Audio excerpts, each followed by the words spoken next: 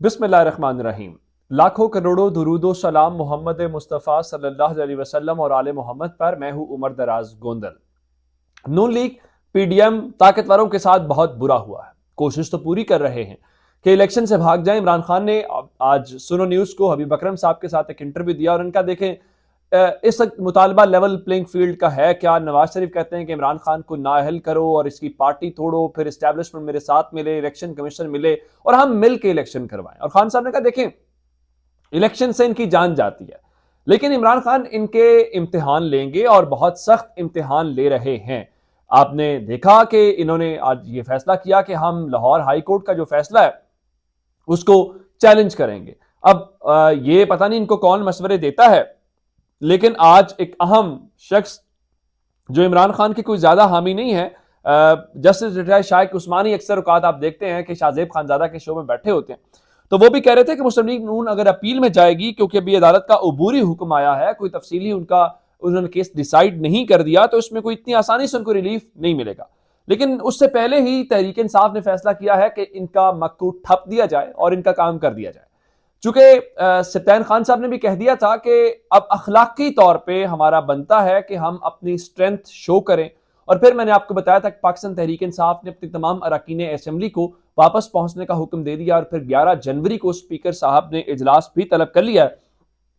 آج لاہور کی senior leadership کا اجلاس تھا، یا پنجاب کی سینئر لیڈرشپ کا عمران خان صاحب کے ساتھ، اور خان صاحب کے ساتھ اس اجلاس کے حوالے سے جو فیصلہ ہوا ہے، جو فواد چوہدری صاحب نے میڈیا کو آ کے بتایا ہے، انہوں نے کہا کہ ہماری قیادت نے یہ فیصلہ کر لیا ہے کہ وزیر اعلیٰ پنجاب چودھری پرویز الہی اعتماد کا ووٹ لیں گے، اور چودھری پرویز الہی نے ہم سے یہ وعدہ کیا ہے کہ وہ جیسے ہی اعتماد کا ووٹ لیں گے تو اس کے ساتھ ہی وہ اسمبلی توڑ دیں گے۔ اب سوال یہ پیدا ہوتا ہے کہ آخر اعتماد کا ووٹ کس دن لینا ہے اور اسمبلی کس دن ٹوٹنی ہے۔ چونکہ اجلاس فی الحال تک 11 جنوری کا ہے، تو ہم یہ توقع کر رہے ہیں کہ شاید اسمبلی 11 جنوری تک تو نہیں ٹوٹ رہی، اگر ٹوٹی بھی تو اس کے بعد ہی ممکن ہے۔ لیکن اب تحریک انصاف نے یہ بتایا ہے کہ ایک وفد کی صورت میں وہ چودھری پرویز الہی اور چودھری مونس الہی سے ملنے جائیں گے، جس کے بعد تاریخ طے کی جائے گی، کیونکہ 11 جنوری کو ہی عدالت کی سماعت ہے اور 11 جنوری کو ہی یہ سارا کچھ ہوتا ہوا دکھائی دے رہا ہے، جس کا مطلب یہ ہے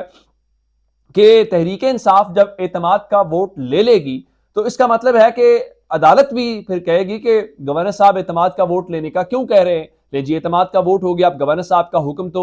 غیر مؤثر ہو گیا۔ پھر نون لیگ اور پی ڈی ایم اخلاقی طور پہ یہ میچ ہار جائیں گے کہ پاکستان تحریک انصاف کے پاس پنجاب اسمبلی میں نمبر نہیں ہے۔ اور اس چیز کو چھوڑ کے جو سب سے پہلی بات ہے، وہ P D M already case ہار چکی ہے۔ خبر یہ ہے کہ وہ زرداری صاحب جو لاہور تشریف لائے تھے اور وہ پی ٹی آئی کے ایم پی ایس توڑنے آئے تھے، وہ زرداری صاحب جن کے متعلق کہا جاتا ہے کہ وہ بوریوں میں پیسے لے کے آتے ہیں، اور تحریک انصاف کے لوگوں نے شکایت بھی کی کہ ہمیں کروڑوں روپے آفرز کیے جا رہے ہیں، وہ زرداری صاحب اپنا مشن ناکام ہونے کے بعد لاہور سے روانہ ہو گئے ہیں۔ اور اس بار پی ٹی آئی کا ایم پی اے توڑنا تو بہت دور کی بات ہے۔ وہ کاف لیگ کے سربراہ سے ملے، چوہدری شجاعت صاحب سے کوئی ایک ملاقات نہیں ہوئی، 2-3 ملاقاتیں، جس میں ایک سالک صاحب بھی تھے، جو شجاعت صاحب کے گھر گئے، پھر شجاعت صاحب ان کے گھر گئے، تو وہ رہ گئے۔ کاف لیگ کا بھی ایک ایم پی اے نہیں ٹوٹا، یعنی مکمل طور پہ مشن ناکام ہے، اور وہ خبریں چلوائی جا رہی ہیں تحریک انصاف کے ایم پی ایس ملے ہیں تو توڑ لیں،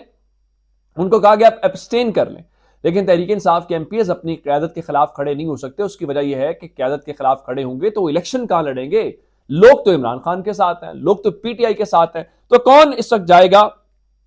ان کے ساتھ جو پہلے جن کے پاس اپنے لوگ جو ہیں؟ تو اب خبر یہ ہے کہ جی زرداری صاحب کو اگر ضرورت پڑی تو وہ واپس دوبارہ لاہور آئیں گے۔ امید ہے کہ اب ضرورت نہیں پڑے گی۔ اس کی وجہ یہ ہے کہ عمران خان نے جس طرح سے پبلک کو موبلائز کیا ہے اور طاقتوروں کے اوپر تھوڑے عرصے میں پریشر ڈالا ہے، تو امید ہے یہ کام نہیں ہوگا۔ اب ایک اور چیز میں آپ کو بتانا چاہتا ہوں، وہ ہے جماعت اسلامی نے ایک کوشش کی ہے، اور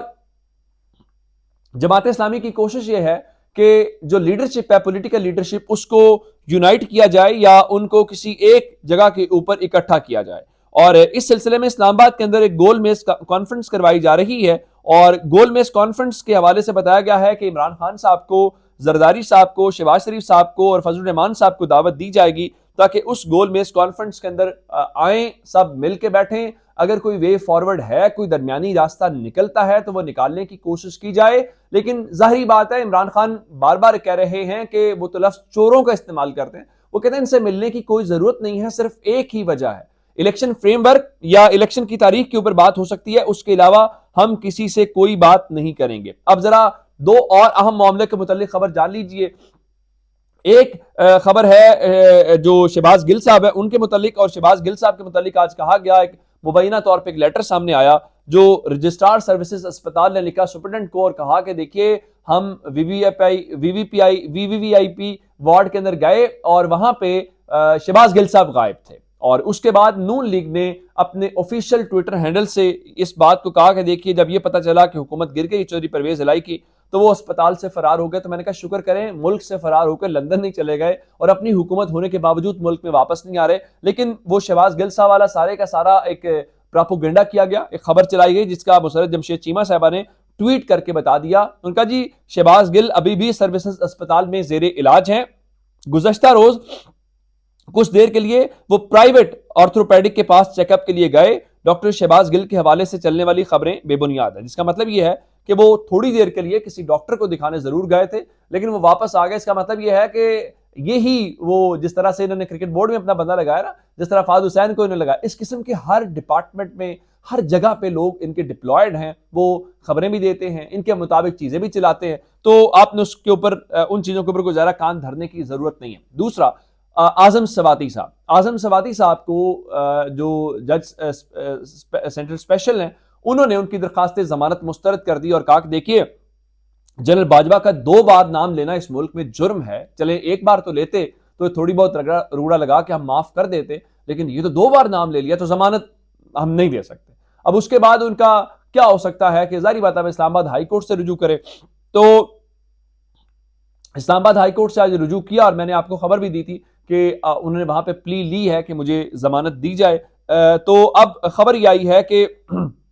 اسلام آباد ہائی کورٹ نے ان کا کیس سماعت کے لیے ان کی ضمانت کی درخواست اس کے لیے مقرر کر دی ہے، یہ بہت اچھی بات ہے۔ منڈے کے روز یعنی پیر کو ان کا کیس سنا جائے گا، جسٹس عامر فاروق صاحب سنیں گے۔ اب یہ نہ ہو کہ جسٹس عامر فاروق صاحب نے جیسے پہلے ان کے خلاف بہت سارے مقدمات درج ہو رہے تھے تو اس حوالے سے کہا تھا جی ہم ہر کسی کو حکم نہیں دے سکتے، یہ ہونا چاہیے، اس طرح کا نہیں ہے۔ ایک 75 سالہ سینیٹر کو واضح انداز کے اندر انصاف ملنا چاہیے۔ جنرل باجوہ پاکستان کے الیکٹڈ لوگوں سے اوپر نہیں ہے، پاکستان کی پارلیمان سے اوپر نہیں ہے اور کوئی بھی پارلیمان سے اوپر نہیں ہے، تو میرا خیال ہے یہ میسج جانا چاہیے۔ چونکہ جنرل باجوہ کی بات ہو رہی ہے تو جنرل باجوہ کے حوالے سے ایک اور خبر لے لیجئے کہ نظام انصاف کس طرح سے اس ملک کے طاقتوروں کو سرو کرتا ہے۔ نجم سیٹھی والی آڈیو آپ نے سن لی تھی جس میں وہ کہہ رہے تھے کہ اب اسٹیبلشمنٹ مبینہ طور پہ عدالتوں کے ذریعے چیزوں کو کنٹرول کرے گی۔ آپ اندازہ کریں کہ جنرل باجوہ کے ایف بی آر کے ڈیٹا لیک کے حوالے سے جو گرفتار ملزمان ہیں ان کا 2 روزہ فزیکل ریمانڈ مکمل ہونے پہ انہیں آج ایف آئی اے نے عدالت میں پیش کرنا تھا، لیکن انہوں نے آج اپنے عدالتی وقت کے دوران ان کو پیش ہی نہیں کیا اور جج صاحب بھی چھٹی کر کے چلے گئے، جس کا مطلب یہ ہے کہ اب ان کا ریمانڈ ختم ہو چکا ہے، لیکن ریمانڈ ختم ہونے کے باوجود وہ ابھی تک کسٹڈی کے اندر ہیں اور ان کو کوئی لیگل ان کی پروسیڈنگز، چونکہ جرم بہت بڑا ہے جنرل باجوہ کے متعلق کیسے آپ نے معلومات لیک کر دی۔ ایک خبر اور لے لیجئے اسی طرح کا، جیسے ارشد شریف صاحب کے ساتھ ہوا تو مراد سعید صاحب جو ہیں ان کی زندگی بھی خطرے میں ہے، تو انہوں نے خط لکھا صدر مملکت کو، تو صدر مملکت نے مراد سعید کی جان کو خطرات اور الزامات سے متعلق وزیر اعظم اور چیف جسٹس کو خط بھجوا دیا اور تحفظ فراہم کرنے سے متعلق خط لکھا۔ 18 اگست کو مسلح افراد ان کے گھر میں گھسے تھے اور انہوں نے اس حوالے سے وہ معاملہ بھی اٹھایا اور کہا ہے کہ ان کے تحفظات دور کیے جائیں، ان کی جان کی حفاظت کی جائے، چونکہ آج کل آپ جانتے ہیں پاکستان میں ہر کسی کو سبق سکھایا جا رہا ہے۔ اللہ تعالیٰ مراد سعید کی ہر کوئی شخص جو ہے اس قسم کا جس کو ڈرانے دھمکانے کی کوشش کی جا رہی ہے اس کی حفاظت فرمائے۔ اپنا بہت سارا خیال رکھیے گا، خدا حافظ۔